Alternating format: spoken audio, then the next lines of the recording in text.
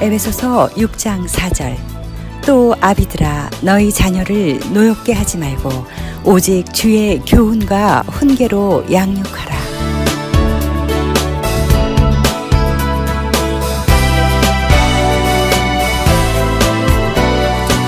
오늘 에베소서 6장 4절은 좀 부담스러운 말씀입니다. 저 역시 자녀 교육에 대해서 할 말이 없는 사람인데 부모들이 마땅히 감당해야 될 자녀들에 대한 책임과 의무에 대해서 오늘 본문이 에베소서 6장 4절이라 피할 수 없어서 이렇게 함께 말씀을 대하게 되었습니다. 여러분 한국의 동화, 전래 동화 같은 것이 기억나는데요. 어떤 노부부가 늦게나마 아들을 봤습니다. 시골에서 가난하게 사는 노부부가 아들을 봤는데 얼마나 귀하게 키웠겠습니까? 그러니 이 녀석이 너무 버릇이 없어져 가지고 부모한테 함부로 말하고 대꾸하고 이렇게 되어서 이 아빠가 안 되겠다 싶어서 좀 야단을 쳤습니다. 그렇게 하면 안 된다고 야단을 쳤습니다. 그랬더니 이 아들이 생전 야단도 들어보지 않았는데 이렇게 갑자기 야단을 치니까 막 부모에게 반항기 어린 모습으로 쳐다보고 대꾸하고 그랬습니다. 그래서 이 아버지가 갑자기 그 특유의 1세의 아버지의 그 권위주의가 나타나가지고 어디서 눈을 치켜드냐고 그래서 함부로 말을 하는 것에 대해서 버릇이 없다고 그렇게 막 야단을 치고 계속 그 말다툼을 하다가 그러려면 이 녀석 너는 이 집에서 나가! 이렇게 나가! 이렇게 야단을 쳤더니 이 아들이 그 밤에 집을 나가버렸습니다. 그래서 얼마나 걱정이 되었겠습니까? 말 한마디 잘못해가지고 이 귀한 아들이 밖에서 막 헤매고 다닐 텐데요. 근데 이 아들이 집 밖에 나가가지고 도깨비를 사귀었습니다. 동화니까요. 도깨비를 사귀었는데 도깨비하고 친해가지고 집에 들어온 거예요. 맨날 며칠 후에 집에 돌아왔기 때문에 아버지 너무 반가워서 친구가 도깨비라도 할 수 없이 같이 놀도록 그렇게 방에다가 밥도 먹여주고 잠도 자고 그러고 있는데요. 어느 날은 도저히 안 되겠다. 우리 귀한 아들 도깨비가 친구가 되다니 말도 안 된다. 그래가지고 그 아들한테 얘기를 했습니다. 도깨비가 제일 무서워하는 게 두려워하는 게 뭔지 한번 물어봐라. 그렇게 물었더니 이 도깨비가 짐승의 피를 그렇게 자기는 싫어한다고 질급을 한다고 그렇게 도깨비가 얘기를 하면서 그러면 사람들은 뭘 두려워하냐 이렇게 물었대요. 그래서 이 아들이 가만 생각해 보니까 그 가난한 엄마 아빠가 늘 하는 말이 돈이 제일 무서워 돈이 제일 무서워 그러더라는 거예요. 그래서 그게 기억나가지고 돈이 제일 무섭다 이렇게 얘기를 했대요. 그런데 이제 그 아버지가 도깨비가 무서워하는 게 짐승의 피라는 걸 알고는 피를 구해다가 그 아들의 방 주변에다가 이렇게 뿌린 거예요. 근데 이 도깨비가 놀러 왔다가 보니까 아들 방의 주변에 다 짐승의 피를 뿌려놓은 거잖아요. 너무 괘씸하고 억울하고 그래가지고 이 아들도 친구가 아니구나 해서 복수를 해주기 위해서 사람들이 미워하는 거 그걸 구해다가 엽전꾸러기 이런 것들 꾸러미 이런 거 갖다가 막 아들 집에다 막 던져주는 거예요. 아들 방에다가 걸핏하면 엽전꾸러미를 막 던져주는 거예요. 돈을 무서워한다면서요. 그러니까 돈을 구해다가 막 집어 던져주는 거예요. 그러니 아들이 처음에는 호기심으로 그것을 있다가 그거를 쓰고 또 마음대로 방탕하고 술 먹고 이러는데 벌써부터 눈이 떠가지고요. 돈을 이제 마음대로 쓰고 다니는 거예요. 이제 아버지 말도 듣지 않고 돈이 좀 떨어질만 하면 이 도깨비가 애따 이거 또 무서워해라고 또 던져주니까 이런 식으로 계속 살다가 그 인생이 망치게 되었다는 거예요. 인생이 그 귀한 아들이 망하게 되었다는 거예요. 여러분 이 얘기가 우스운 얘기 같습니다만 많은 것을 생각하게 해주지 않습니까? 저와 여러분은 과연 무엇을 두려워하는가? 여러분 입버릇처럼 우리가 두려워하는 게 뭔가? 만약에 우리 자녀들이 들을 때 우리 부모는 무엇을 두려워하고 사는가? 그죠? 말 한마디라도 우리가 아이들한테 집 나가! 이렇게 했던 것이 화근이 되어서 이 상황을 수습할 수 없을 정도로 이렇게 엉망진창이 되는 인생이, 가정이, 분위기가 되고 말았다고 한다면 여러분 한마디 말 우리 자녀들에게 있어서 어떤 가치관을 심어줘야 되는가, 평소에 우리의 삶이 어때야 되는가, 이런 것을 좀 교훈을 주는 말씀이다, 그렇게 생각이 돼요. 여러분 어떻습니까? 자녀 교육 참 어려운데요, 이래저래 어렵습니다. 이 얘기에 나오는 것처럼 이래도 안 되고 저래도 안 되고 되는가 싶었더니 또 안 되고, 이게 참 어려운데요. 오늘 본문의 말씀 에베소 6장 4절에 보면 또 아비들아 너희 자녀를 노엽게 하지 말고 오직 주의 교훈과 훈계로 양육하라. 이 훈계라는 말이, 그리고 양육이라는 말이, 그리고 교훈이라는 말이 조금 다르게 번역이 되는데요, 오직 주의 교양과 훈계로 양육하라, 이렇게도 번역되어 있죠. 그런데 1차적으로 자녀 교육에 대한 책임이 누구에게 있습니까? 아비들아 그랬습니다. 아비들아. 여러분 아비들아 이렇게 말할 때는 어미들은 예외가 되는 것은 아니겠죠. 보통 성경에서 형제들아 그러면 자매들도 포함해서 하는 대표적인 호칭이니까요. 그런 면에서 아비들아 해서 어미들도 포함돼서 부모들에게 하는 말씀이겠죠. 그러나 어미들아 하지 않고 아비들아 했다는 얘기는 아비들이 1차적으로 가장 중요한 가정의 가장으로서, 가정의 영적인 제사장으로서 자녀들에게 교육의 책임이 있다, 이렇게 말할 수 있죠. 우리 보통 보면 아비들은 자녀 교육에 있어서 예외적으로 자기는 다른 바깥의 일만 열심히 하고 어머니들한테 다 맡겨놓고, 아니면 자녀 교육은 저절로 되는 것이냐 이렇게 착각하기가 쉬운데, 정신을 번쩍 차리고 보니까 이게 내 책임인 거예요. 내 일인 거예요, 아비들에게. 근데요, 이 에베소서 6장하고 똑같은 사상이 신명기 6장에 나와 있어요. 에베소서 6장, 신명기 6장 외우기 쉬우시죠? 신명기 6장에 너희 하나님께서 명하신 명령과 규례와 법도라, 앞으로 건너가서 너희들이 차지할 땅에서 이 명령을 지키고 행해야 된다. 이제 신명기는 뭡니까? 앞으로 가나안 땅에 들어가기 전에 미리 그 땅에 들어가서 어떻게 살아야 될 것인가를 이스라엘 공동체에 가르쳐주시는 마지막 설교들이잖아요. 근데 그 땅에 건너가서 그 땅을 차지하고 나서 뭘 해야 되느냐 하면, 너 아들과 너 손자들이 평생에 네 하나님을 경외하며 그 모든 명령과 규례들을 지키게 해야 한다는 거예요. 오직 유일한 여호와 그분만을 마음을 다하고 뜻을 다하고 힘을 다하여 사랑하고 섬기게 해야 된다는 거예요. 그래서 너는 이 말씀을 마음에 새기고, 먼저 우리 마음에 새기고 너희 자녀들에게 부지런히 가르치고, 그래서 이 말씀을 늘 얘기해주고, 자나 깨나 앉으나 서나 늘 이 말씀을 문지방에도 붙이고 미간에도 붙이고 해서 이 말씀을 잃어버리지 않고 잊어버리지 않도록 그렇게 해야 되는 책임이 우리 부모들에게 있다는 거예요. 근데 손자들이라는 단어가 나온 걸 보면 할아버지 할머니들도 책임이 있는 거죠. 여러분 다시요, 이 자녀 교육은 누가 책임진다고요? 아비가. 어미가 예외가 아니죠. 어미들도 부모가 책임 있는 거죠. 가정에서 책임지는 거죠. 근데 할아버지 할머니도 책임 있는 거죠. 그리고 이 신앙 공동체에 주신 메시지이기 때문에 한 가정, 한 부모가 책임을 져야 된다는 게 아니라 그 신앙 공동체, 이스라엘 공동체, 믿음의 공동체 전부 다가 이런 다음 세대에 이 신앙을 물려주는 책임이 있다는 거예요. 그러니까 오늘날 또 따지면 여러분 가정에 아비들이 1차적인 책임이 있고 부모들이 책임이 있고, 가정에서 이 일을 제일 먼저 해야 되고, 그리고 할아버지 할머니들도 다 책임이 있고, 그리고 우리가 속해 있는 신앙 공동체, 우리 1세대가 다음 세대, 2, 3세대에 물려줄 수 있는 그런 신앙의 교육의 책임이 있다는 거예요. 여러분 우리는 잘못하면 이제 나는 애들 다 키우고 시집장가 보냈으니까 이제는 뭐 나는 모른다, 그냥 손자들이나 그냥 재미로 봐주고 있으면 된다, 이렇게 생각하시는 분도 간혹 있을지 모르겠는데요, 그렇지 않습니다. 부모들도 그리고 할아버지 할머니들도 아직도 책임이 있다는 거예요. 그리고 우리 당대에 내가 말씀을 잘 지키고 하나님 예배 잘 드리고 그렇게 살면 된다, 나는 내 신앙 지켰다, 이러면 되는 게 아니고요, 그건 절반도 안 한 거예요. 다음 세대까지 그것을 듣고 지키고 순종할 수 있도록 그렇게 만들어줘야 내가 지금 그 책임을 다하고 있는 거예요. 우리가 예수 믿는 사람으로서 지금 내가 신앙 지키고 믿음 지키고 잘 살고 있다, 그것이 절반도 책임을 다하지 않았다는 거예요.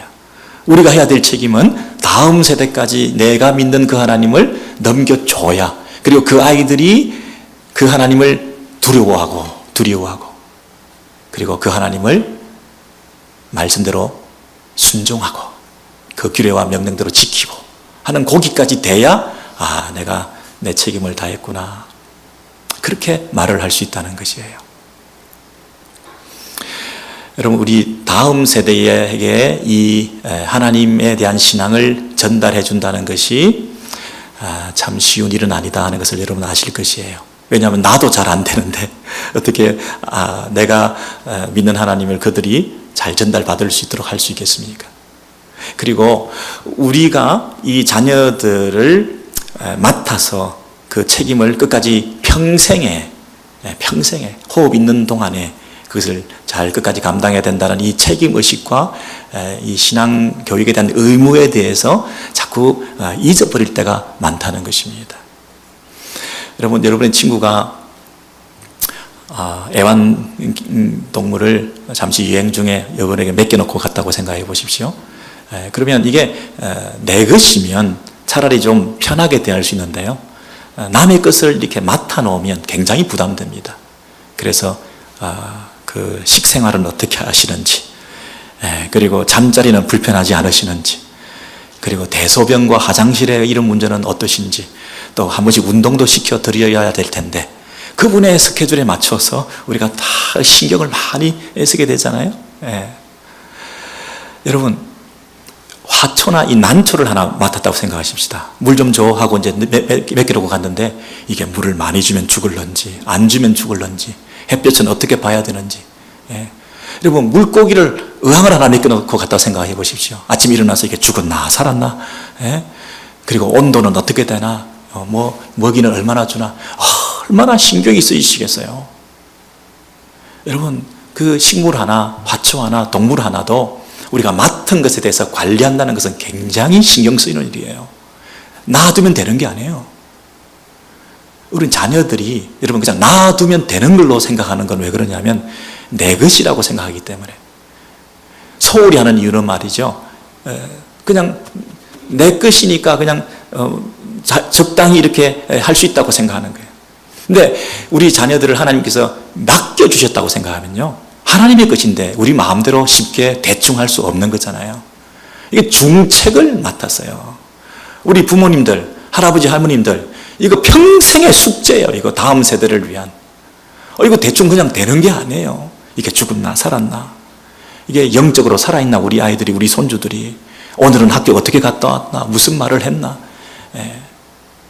내가 아이들을 위해서 그냥 하루를 그냥 어떻게 보내겠어요? 자녀 손들을 위해서 내가 기도하지 않고 어떻게 그 아이들을 우리가 영적으로 케어하고 있다고, 이 책임을 감당하고 있다고 말할 수 있겠어요? 이건 노심초사 늘 평생의 숙제라는 거예요. 이 중책을 맡은 우리들이 어떻게 대충 하루를 보낼 수 있겠어요? 여러분, 그런 면에서 오늘 이 말씀을 우리가 보면 정말 자녀 교육에 있어서 책임을 맡은 자로서 이 신앙교육을 잘해야 될 텐데요, 그런 부분에서 오늘 에베소서 6장 그 4절에 나와 있는 말씀들이 많은 인사이트를 주는데, 아비들아 너희 자녀를 노엽게 하지 말고 그랬어요. 부정적인 측면에서, 소극적인 측면에서 뭐뭐 하지 말고 그랬고요, 적극적이고 긍정적인 측면에서 주의 교훈과 훈계로 양육하라, 이 두 가지가 우리에게 주어진 말씀이에요. 근데 너희 자녀를 노엽게 하지 말고, 이 속에 담겨있는 뜻을 한번 생각해 보세요. 아이들이 이제 무슨 말을 하면 화를 내고 싫어하니까 이제 나는 손 안 대겠다, 너희들이 알아서 해라, 이 교육을 그냥 우리가 자율에 맡기기가 쉽거든요. 아이들이 나름대로 자기가 생각이 있고 의지가 있고 자유가 있으니까 마음대로 하게 내버려 두는 것이 좋은 교육 방법이다, 이렇게 생각하기가 쉬워요. 가르치는 자가 내가 알고 내가 생각하는 것을 집어넣어주는 교육이 아니라, 가르치는 자의 입장에서의 자녀 교육이 아니라 받는 자녀들의 입장에서 이 교육이 일어나야 된다라고 사람들은 많이 말을 해요. 넣어주려고 하지 말고 그들이 원하는 것을 도와줄 뿐이지, 그들이 필요한 것을 우리가 케어해 줄 뿐이지, 그들이 받고 싶으면 받고 그들이 받기 싫으면 안 받는 거지, 우리가 함부로 그들에 대해서 억지로 하지 말자라는 그런 교육 풍조가 있어요. 여러분, 이건 굉장히 위험한 생각일 수 있어요. 여러분, 호랑이 새끼를 한 마리 맡았는데요. 너무 귀여운 거야, 이거. 고양이 같이 이쁜 거예요, 호랑이 새끼가. 예. 근데 이 호랑이 새끼를, 점점, 키우는 과정 속에서 어떤 그 야수 본능이 있는 것을 보게 돼요. 그리고 호랑이 새끼는 자꾸 귀찮게 하거나 자극을 심하게 주면 그게 팍 튀어나온 것을 느끼게 돼요. 적당한 시간이 지나면 호랑이 새끼는 우리에 가둬야 돼요. 호랑이 새끼를 함부로 너무 자극을 주면요, 과격한 반응이 나올 수가 있는 거예요. 여러분, 우리 아이들을 호랑이 새끼에 비유해서 좀 못하지만요, 아이들이 죄의 본성이 있는 아이들이에요. 어려서부터 악한 죄의 본능을 가지고 있는 자들이에요. 창세기에 보면 노아 홍수로 다 쓸어버렸는데도 여전히 인간은 또 범죄해요. 그 말은 뭐냐면 죄를 타고난 거예요. 어려서부터 악한 자들인 것을 알게 된 거예요. 죄의 경향성을 이미 가지고 태어난 아이들이에요. 가만 놔두면 저절로 죄를 짓는 거예요, 가르치지 않아도. 그러므로 그 아이들에게 필요한 건 뭐예요? 통제예요. 우리가 필요해요. 그리고 쓸데없이 자극해서 그 본능을 자극할 필요가 없어요.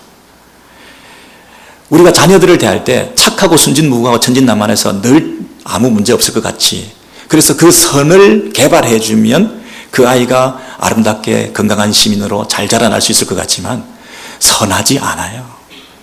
그 속에 있는 선이라고 하는 것을 함량하고 개발해서 건강한 아이들로 자라날 수 있다고 착각하시면 안 돼요. 항상 악이 이기게 마련이에요. 그 악을 제거하고 절제하고 통제할 수 있도록 우리가 가르쳐 줘야 돼요. 근데 문제는 뭐냐면 그것을 가르쳐 줄 때 방법론에 있어서, 우리의 태도에 있어서 그들을 노엽게 하지 말라는 거죠. 아예 가르치지도 말라는 뜻이 아니라 반드시 가르쳐야 되는데, 가르치는 방법론에 있어서 조심하라는 거예요. 지혜롭게 하라는 거예요. 그게 아이들을 노엽게 하지 말고 주의 교훈과 훈계로 양육해야 된다는 거예요. 이 노엽게 해가지고는 교육이 효과적으로 일어나지 않기 때문이라는 거예요. 노엽게 해가지고는 차라리 안 가르친 것보다 못한 결과를 초래하기 때문이라는 거예요. 괜히 반발심을 일으켜가지고 평소보다 못하게 만들어 놓지 말라는 거예요. 그래서 반드시 가르쳐야 되는데, 그렇다고 반발하고 대들고 버릇없이 한다고 이제는 난도 모르겠다, 집 나가라, 나 포기했다, 이렇게 더 이상 나는 너에 대한 기대가 없다, 이러시지 말고 끝까지 책임의식을 가지고, 우리가 중책을 맡았잖아요. 우리가 사회에서도 무슨 책임을 맡았으면 그 부분에 대해서 연구하고 조사하고 자문을 구하고 그 중책을 어떻게 수행해야 되는지 무거운 어깨에 중압감을 느끼면서, 책임감을 느끼면서 그 중책을 잘 수행하기 위해서 애를 써야 되는데요, 우리 부모님들, 우리 할아버지 할머니들 중책을 맡은 거예요. 이거는 누가 다른 사람이 해줄 수가 없는 거예요. 이 가정에서 우리 부모와 할아버지 할머니를 통해서만 할 수 있는 거예요. 우리 자녀들은 이 가정에서보다 더 큰 영향을 받을 때가 없어요. 할아버지 할머니 부모한테 받는 가르침보다 더 고상한 가르침을 그들은 다른 데서 배울 데가 없어요. 가정만 일어날 수 있는 신앙교육의 1차적인 환경이라는 거예요. 학교 교육은요, 우리가 부차적인 거예요. 여러분, 의무교육이 왜 생기는 줄 아세요? 원래 이 아이들을 낳으면 그게 다 노동력이잖아요, 옛날에는. 그러니까 아이들을 많이 낳는 것이 그 집에 노동력이 많으니까 힘이 있는 거죠. 그래서 아이들을 많이 낳죠. 그 대신 딸보다는 아들을 선호하겠죠, 노동력이니까. 예. 그리고 노동만 하면 되는 거지 교육이 무슨 필요 있겠어요? 그냥 일만 잘하면 되고 힘만 세면 되지, 아들만 많으면 되지. 이래서는 안 되는 거 아니에요. 그래서 뭐 처음에는 초등학교만 간신히 보내지도 않고 있는 그런 환경에서 국가에서 초등학교까지 의무교육이다. 부모가 교육을 시키든 안 시키든, 또 자녀들이 자기가 교육을 받겠다 하든 받지 않겠다 하든 이것은 국가에서 교육을 시켜야 된다 해서 의무교육을 시킨 거 아니에요. 그런데 점점 그것이 이제 더 늘어나서 이제 미국 같은 경우에는 13년 동안 고등학교까지 의무교육이에요. 그래서 의무교육이 그래서 필요해서 생겼는데, 그 반대는 뭐냐면 그 의무교육을 시켜주니까 모든 교육을 그 학교에다 다 맡겨버린 거예요. 우리 가정은 교육이 일어나지 않고 있어. 그냥 잠만 자는 곳이에요. 근데 1차적으로 원래 교육은 가정에서 일어나는 거라는 거예요. 학교에다 맡기면 안 된다는 거예요. 특별히 신앙교육은 학교에서 할 수 없는 거예요. 가정 세팅에서만 일어날 수 있는 거라는 거예요. 여러분, 그만큼 우리는 중요한 책임을 가지고 있는데 그 부분에 대해서 책임을 너무너무 방기하고 소홀히 할 때가 많아요. 학교에서 만약에 선생님이 전화가 왔어요. 누구누구가 학교에 오늘 안 왔습니다. 그럴 리가요. 예. 학교에 꼭 보내겠습니다. 챙겨서 보내겠습니다. 죄송합니다. 예. 내일 학교에 나타나도록 하겠습니다. 예. 뭐 어떤 애들은 막 엄마한테 전화해달라고 그러죠. 아파서 못 간다고. 예. 그럼 막 걱정이 돼가지고 학교 한 번 안 가는 것이 큰일이니까 막 리포트 해주고 뭐. 예. 그래서 막 학교에 가게 해주는 게 이 엄마의 모습이잖아요. 학교 교육이 중요하잖아요. 근데 교회 선생님이, 전도사님이 전화가 와서 누구가 교회 안 왔는데요? 지난주에 어떻게 된 건가요? 물으면 뭐라 그러죠? 뭐라 그러죠? 바빴어요. 공부해야 되니까요. 목사님, 전도사님, 교회가 재미없대요. 여러분, 그렇게 쉽게 말하는 그 속에는 어떤 배경이 깔려 있나요? 학교 교육 우선이죠. 예. 교회에서 신앙훈련 받고 있는 것에 대해서는 그만큼 우선순위에서 밀리는 거 아니겠어요? 예. 여러분, 신앙교육이 먼저입니까?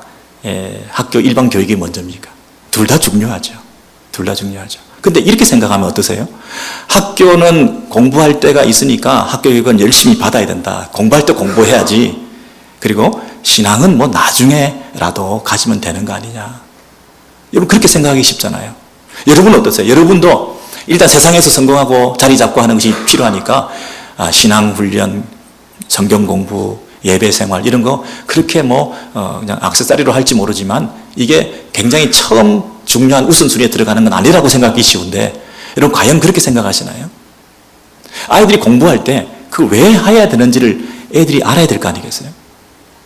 무엇을 위해서 공부하는지, 무엇을 위해서 어떤 작업을 가져야 되는지, 하나님이 나한테 주신 탤런트는 뭔지, 그저 세상에서 성공한다고 하는 그 방향을 따라, 직업을 따라 그렇게 달려가는 것이 옳은 것인지, 이 신앙이 있어야, 하나님과의 관계가 있어야 이 문제가 해결될 거 아니겠어요? 여러분, 100번 양보했어요. 오늘 밤 무슨 일이 어떻게 일어날지 어떻게 알아요? 우리 아이들의 장래가 어떻게 될지 어떻게 알아요? 신앙교육, 영원에 대한 사모함을 가르쳐주지 않고 어떻게 아이들을 그냥 내버려두고 이 땅에서 그냥 살아가는 방식으로 내버려두고 신앙교육은 나중에 철들어서 자리 잡고 난 다음에 그렇게 해도 된다고 착각하는 그것이 얼마나 어리석고 무서운 생각인가요? 결단코 우리가 가정에서 부모가 자녀 교육에 있어서 신앙교육에 있어서 감당해야 될 그 책임을 등한히해서 소홀히 할 수는 없는 거 아니겠습니까? 여러분, 그런데 이 자녀를 노엽게 하지 말고 이 아비와 자녀의 이 신앙교육의 문제가 나오게 된 배경을 다시 한번 확인해 보면 좋겠는데요. 여러분 쭉 아시다시피 에베소서 5장 18절에서부터 이 단락이 한 단락으로 형성이 되는 거 아시죠? 자, 에베소서 5장 18절에 어떤 구절이 있습니까? 술 취하지 말라 이는 방탕한 것이니 오직 성령의 충만을 받아라 그랬어요. 이 성령의 충만을 받아라. 성령의 충만을 받아라. 술 취하지 말라. 여러분, 성령의 충만이 뭐라고 그랬습니까? 성령의 충만이 성령의 지배를 받아라. 술 취한 사람이 술의 지배를 받듯이 성령의 지배를 받는 사람이 성령 충만한 것이다. 그렇게 말씀드렸죠. 그 성령의 충만을 받아서 성령의 예수님의 영이 내 안에 거하시고 그분이 우리를 다스리시면 이제 나는 없어지는 거죠. 나는 죽고 예수는 살고. 성령께서 내 안에 계시면 내 생각과 소욕과 욕심과 주장들이 없어지는 거잖아요. 그렇게 되면 성령 충만의 결과는 뭐냐면 첫 번째로 서로 화답하며 마음으로 주께 노래하며 예배가 달라지는 거죠. 예배 생활, 하나님과의 관계에 있어서 성령 충만한 사람들은 하나님 앞에 바르게 예배 드리게 되겠죠. 바른 찬송을 드리게 되겠죠. 그 두 번째는 범사에 항상 하나님께 감사하며 내 마음에 변화가 생기는 거죠. 하나님께 변화가 생기고 내 자아에 있어서도 내면적인 변화가 생기는데 주께서 내 안에 계시니까 매사를 주님의 관점에서 보게 되니까 합력하여 선을 이루실 주님을 보게 되고 하나님의 주권과 섭리에 대해서 눈을 뜨게 되니까 지금 나에게 있는 억울하고 분하고 힘든 일들도 감사함으로 받아들일 수 있는 가능성이 열리게 되는 거죠. 그래서 항상 범사에 하나님께 감사하고 내가 바뀌는 거죠. 그리고 하나님께 예배를 잘 드리고 내가 바뀌고 나니까 관계에 있어서도 혁명이 일어나는데 인간관계에 있어서도 피차 복종이라는 관계로 바뀌게 되는 거죠. 그래서 피차 복종의 관계가 어떻게 일어나는지 세 가지 예를 들어주는데 첫 번째는 아내와 남편의 관계 속에서 그리고 자녀들과 아비들과의 관계 속에서 그리고 종들과 상등들의 관계 속에서 서로가 복종하는 관계가 된다는 거예요. 이게 혁명적인 거죠. 굉장히 레디컬하죠. 어떻게 그 당시에 아비가 자식들한테 명령하면 자식들만 순종하지 어떻게 피차 복종이라는 게 있을 수 있어요. 아내들이 남편에게 복종하지 어떻게 남편이 아내들에 대해서 복종할 수가 있겠어요. 있을 수 없는 일이 일어나는데 그게 어떻게 가능하다고요? 성령 충만하면 가능하다는 거야. 내 안에 예수님께서 계시면 그 예수의 겸손을 예수의 그 성육신의 정신을 내가 본받아서 내가 낮아져서 이 상호복종 피차 섬김의 관계가 회복된다는 거예요. 그러니까 이 문맥 안에서 지금 에베소서 6장 4절이 있잖아요. 아비들아 그랬잖아요. 그러면 아비들은 어떤 아비들을 말하는 거예요? 성령 충만한 아비들을 말하는 거죠. 술 취하지 않은 아비들을 말하는 거죠. 성령 충만한 아비들은 어떻게 한다고요? 자녀들을 노엽게 하지 않는다는 거예요. 반대로 얘기하면 술 취한 아비들은 자녀 교육을 하려고 해서는 안 된다는 거예요. 술 취한 아비들은 자녀들을 교육하려고 하면 자녀들이 노엽게 된다는 거예요. 교육 효과가 일어나지 않으니까 입도 열지 말라는 거예요. 안 한 것보다 못하다는 거예요. 너도 못 고치면서 어떻게 남을 고치냐는 거예요. 자녀들에게 문제가 있다고 내가 지적해 주고 싶은데 사실은 네가 더 문제라고 얘기를 하는 거예요. 문제 있는 녀석이 무슨 자격으로 다른 하나님의 형상인 자녀들을 고치려고 하느냐는 얘기예요. 무슨 얘기입니까 여러분? 술 취한 사람의 특징이 뭡니까? 자제력 상실이잖아요. 술 취한 사람의 특징이 뭡니까? 예측 불허잖아요. 술 취한 사람의 특징이 뭡니까? 본능이 튀어나오잖아요. 충동적이고 감정적이잖아요. 술 취한 사람들이 가지는 그런 절제하지 못하고 자제력이 없는 상태에서 자녀들을 향해서 교육을 하면 그 자녀들이 우리의 모습 때문에 분노케 된다는 거예요. 여러분 술 취한 사람들이 하지 말아야 될 제일 중요한 게 뭐죠? 음주운전이죠. 술 취한 사람이 음주운전을 하게 되는 이유가 뭔가요? 음주운전을 술을 먹고도 내가 운전할 수 있다고 생각하고 운전대를 잡는 이유는 뭔가요? 자기를 믿기 때문이죠. 왜 믿느냐 하면 가까운 거리니까. 여기서 저까지 가는 거니까요. 가깝으니까. 그리고 늘 집에 가던 길이니까. 익숙한 길이니까. 다른 데 멀리 모르는 데 간다 그러면 안 갈지도 모르겠어요.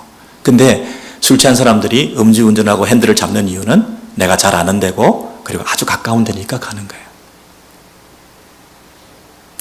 우리가 자녀 양육을 하는데 술 취한 사람이, 자제력도 없는 사람이, 성령 충만하지도 않는 사람들이, 기도도 하지 않은 사람들이, 내 안에 예수도 없는 사람들이, 예수로 충만하지도 않는 사람들이 함부로 한두 마디 하게 되는 건 뭐냐면 가까우니까, 편하니까, 익숙하니까, 내가 할 수 있으니까, 내 것이니까, 내가 조정할 수 있으니까, 내 말 들을 거니까 아이들한테 하는 거예요.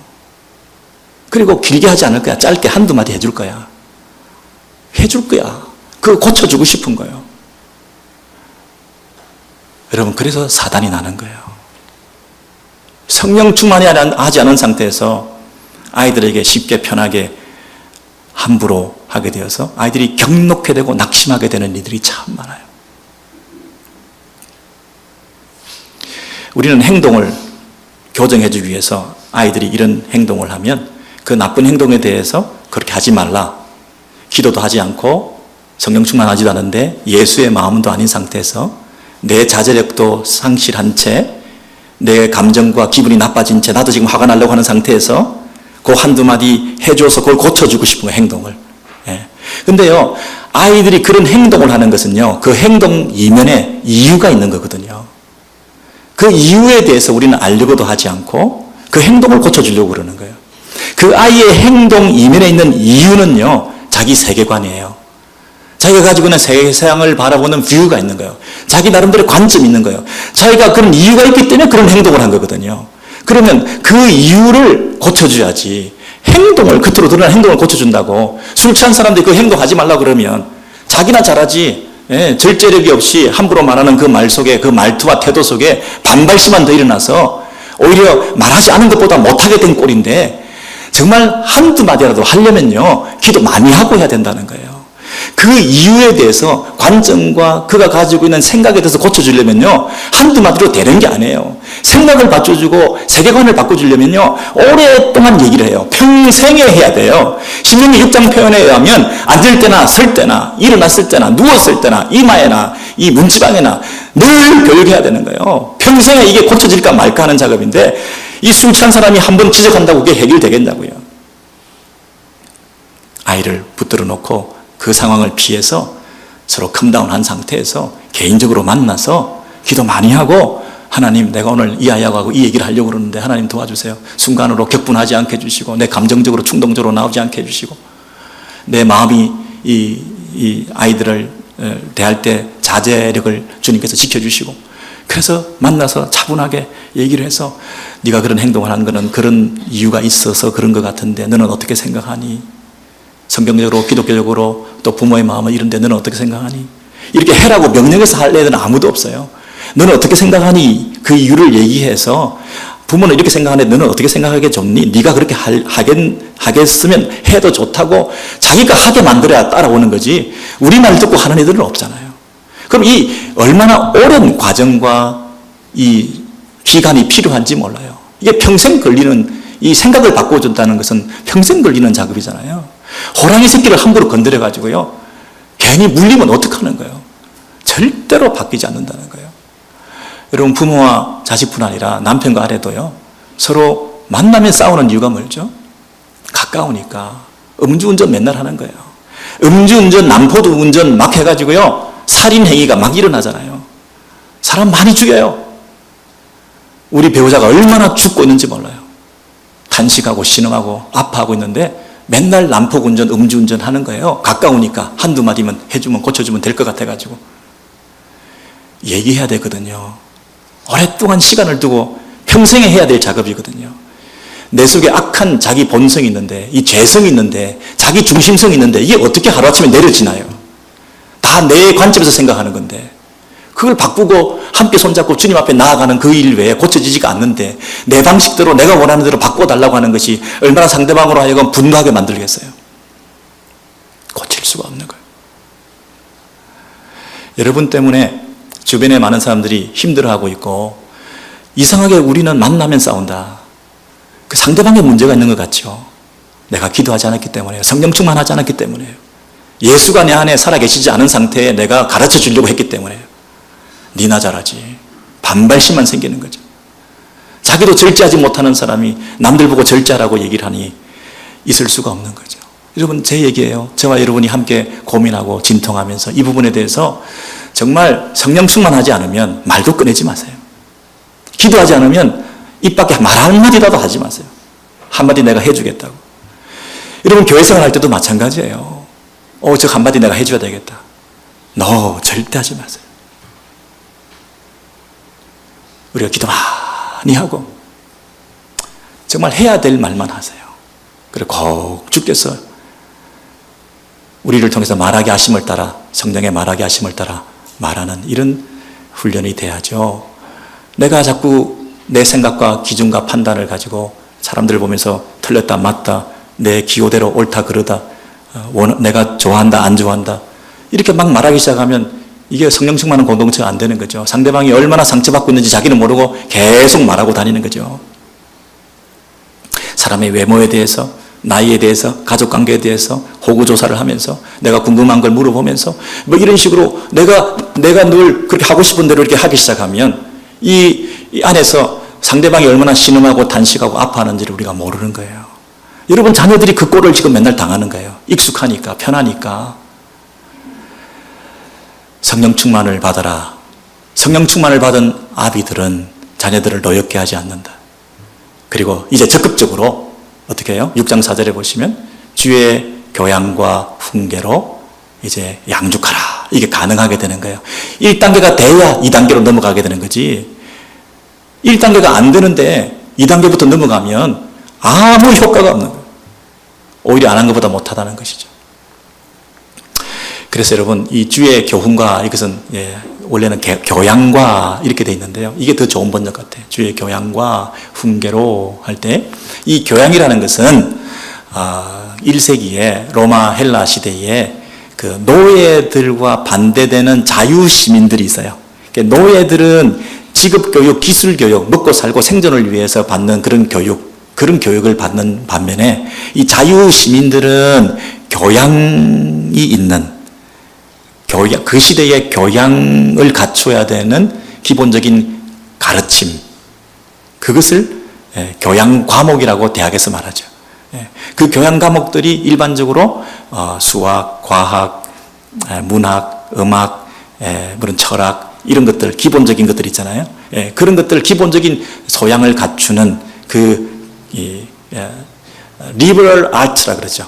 요즘도 그 인문과학이라고 얘기하는데, 인문학이라고 번역하면요, 이게 문과만 있는 것 같은데 거기 수학, 과학 다 들어가기 때문에 문과만 있는 게 아니고 기본적으로 갖춰야 될 학문적인 소양, 그 로마 헬라 시대에. 그러므로 이게 주의 교양이라는 얘기는 뭐냐면 하나님 나라의 백성으로서 기본적으로 갖춰야 될 가르침과 배움을 말하는 거예요. 그리고 그 하나님 나라의 정체성, 하나님 나라의 시민으로서 그리스도인으로서의 정체성을 갖춰야 될, 기본적으로 함양하고 고양해야 될 그 배움을 갖추고 있는 것. 누가 우리의 믿음의 대상인가? 우리는 어떻게 믿어야 되는가? 나는 무엇을 믿는가? 하는 이런 부분에서 우리가 가져야 되는 기본적인 지식들이 있어요. 여러분, 자유시민이라는 그 리버럴 아트라는 것이 노예와 반대되는 개념으로서 자유시민이라는 뜻인데, 그게 이 인문대학이라고 할 때 리버럴 아트라는 말을 쓰는 것도 거기서부터 나온 자유시민으로서 기본적으로 갖춰야 되는 이 가르침, 배움이라고 한다면, 우리가 참 자유인으로서, 우리가 그리스도인으로서 갖춰야 될 기본적인 배움들이 있다는 거예요. 이걸 안 배우고는 그리스도인의 정체성을 알 수가 없다는 거예요. 교회만 다니면 안 되고 이걸 반드시 공부해야 된다는 거거든요. 뭘 지키고 뭘 순종해야 되는지를 배워야 된다는 거예요. 이제 그걸 배우고 난 다음에 훈계는 뭐냐면 디스플린이에요. 이제 소방관이 불이 났을 때 대처하는 위기관리 능력으로 그 매뉴얼대로 움직이는 습관화되어 있는 행동이 있잖아요. 잘 훈련된 사람만이 그걸 위기를 대처할 수 있거든요. 그래서 이제 우리가 실제 삶에 있어서 그리스도인답게 이런 상황에서는 어떻게 살 것인지, 그것을 훈련하고 습관화되어 있는 익숙한 하나님의 백성으로 다듬어지는 과정, 이 두 가지예요. 그것이 주의 교양과 훈계. 이것이 하나님께서 우리에게 가르쳐주신 자녀 교육의 중요한 숙제라는 거예요. 그런데 주의 교훈과 훈계, 이것이 그 교육의 내용일 수도 있고, 주님이 가르쳐 주신 그 내용일 수도 있고, 주님이 교육의 주체가 된다는 뜻이기도 해요. 주께서 친히 가르쳐 주시고 훈계하시고 양육해 주신다는 뜻이기도 해요. 그러므로 우리 부모들이 안심해도 될 것은 뭐냐면, 부모들의 배후에는 하나님이 계신다는 거예요. 하나님이 우리 부모를 통해서 직접 가르쳐 주신다는 거예요. 그러니까 안심하고 확신을 가지고 두려워하지 말고 주의 교훈과 훈계로 가르치라는 거예요. 여러분, 세상은 예수께서 이렇게 말씀하셨는데요, 내가 빛이다 이렇게 말씀하셨어요. 예수님이 내가 빛이다 그랬어요. 이건 굉장히 혁명적인 선언이에요. 그 예수님에는 다 어둠이란 뜻이기 때문에. 이 세상에서 제일 밝은 곳, 제일 계몽된 곳, 이 세상에서 제일 발달된 곳, 제일 휘황찬란한 곳이라 할지라도 예수님 외에는 다 어둠이에요. 이 세상에서 내가 감추어두고 은밀하게 숨겨두고 있는 나만의 장소, 그것이 어둠이에요. 내 안에, 내면의 어둠이에요. 예수님 외에는 다 어둠이에요. 우리가 빛을 얻으려고 노력하는 모든 수고들은 아무 쓸데없는 거예요. 예수 외에는. 예수를 알아야 빛인 거예요. 근데 하나님께서 우리에게 말씀하시기를 너희가 세상의 빛이라고 말씀하셨어요. 여러분, 우리는 어떻게 빛이 될 수 있어요? 유일한 빛이신 예수가 내 안에 계실 때만 우리가 빛이 되는 거예요. 예수와의 관계성을 통해서만, 그 빛이신 그분이 내 안에 계실 때만 나도 빛이 되는 거예요. 다른 방법으로는 세상에서는 빛을 얻을 수 없어요. 가장 발달하고 휘황찬란하고 계몽된 곳이라도 어둠이에요. 우리 자녀들이 하고 있는 모든 학문과 예술과 이 땅에 살아가는 모든 과정 속에서 그것을 빛이라고 착각하시면 안 돼요. 그들에게 빛을 심어줘야 되는데요, 부모들 안에 있는 빛이에요. 그들이 부모를 통해서 부모 안에 있는 기쁨과 그 예수의 생명을 보고 빛을 발견하고 나도 예수님을 닮아가고 나도 부모님을 닮아가고 부모님처럼 되는 것이 참 인생의 행복과 아름다운 인생이라고 하는 확신을 가지고 부모님처럼 닮아가는 부모님 안에서 풍겨나는 그 향기와 빛을 보면서 그들에게 그 빛이 전달되는 이 방식으로 이 빛을 그들에게 전해주는 이것 외에 그들은 다 어둠이에요. 그 어둠에 있는 그들에게 빛을 전해주는 것은 우리 부모가 예수의 빛을 받을 때만 가능한 거예요. 그들이 예수 생명을 가질 때만 가능한 거예요. 이것이 빛 대신 예수가 이 땅에서 너희는 세상의 빛이라 그 빛을 온 세상에 전하라고 하는 유일한 방법이고 기독교 교육의 목표고 과정이에요. 여러분 이것 외에 다른 방법이 있을까요? 자녀들에게 시급한 기도 제목이 있다면 그게 뭘까요? 여러분 시편 127편에 우리 부모님들이 다 외우시고 암송하시면서 여호와께서 집을 세우지 아니하시면 새로운 자의 수고가 헛되다는 여호와께서 성을 지키지 않으면 파수꾼의 경성함이 헛사다 그랬어요. 수고하고 애쓰고 일찍 일어나고 늦게 눕고 하는 것이 무슨 의미가 있냐. 여러분 우리 자녀들에게 우리 손주들에게 하나님이 너의 편이 되주셔야 돼. 네가 아무리 지금 잘 나가고 있다 하더라도 또 하나님이 너와 함께 하셔야 돼. 네가 아무리 애쓴다 하더라도 하나님이 함께 하지 않으면 아무 소용이 없는 거야. 이게 안타까운 마음이 돼서 우리가 기도하고 아침마다 일어나면 얘가 죽었나 살았나 온도는 어떤가 오늘은 누구를 만나는가 영적인 상태는 어떤가 이러면 기도하지 않을 수 없잖아요. 그냥 내팽개쳐 둘 수 없잖아요. 우리가 중책을 맡았는데 중책을 잘 감당해야 될 거 아니겠습니까? 중책을 맡겨주셨는데 소홀히 여기면 안 되지 않겠습니까? 이게 내 애면요 어떻게 해보겠어요. 근데 하나님이 맡겨주신 거잖아요. 함부로 하면 안 되잖아요. 잘 관리해야 되잖아요. 매일 케어해야 되잖아요. 여러분 이런 새로운 깨달음과 축복과 은혜가 우리 가운데 있게 되기를 소원합니다.